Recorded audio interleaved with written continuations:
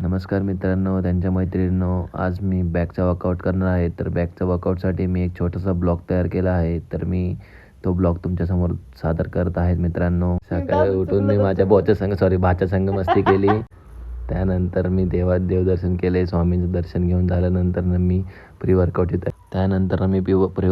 तयारी केली. त्यामध्ये मी नाचणीचा उपमा घेतला, त्यानंतर ड्रायफ्रूटचा लाडू घेतला. त्यानंतर मी जिमकडे निघालो. जिमकडे निघाल्यानंतर मी लॅट्स पुल डाऊन जिमला निघालो.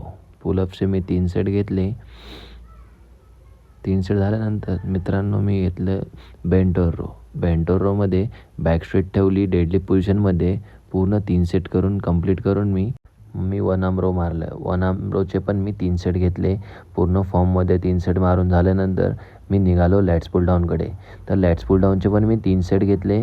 3 सेट झाल्यानंतर मी आता लास्ट म्हणजे डेडलिफ्ट मारणार. डेडलिफ्टचे पण मी पूर्ण डेडलिफ्ट सेट करून घेतला. त्यानंतर डेडलिफ्टचा वर्कआउट केला. त्यानंतर मी माझा पोस्ट वर्कआउटची तयारी करायला गेलो व माझा पोस्ट वर्कआउट हा आहे.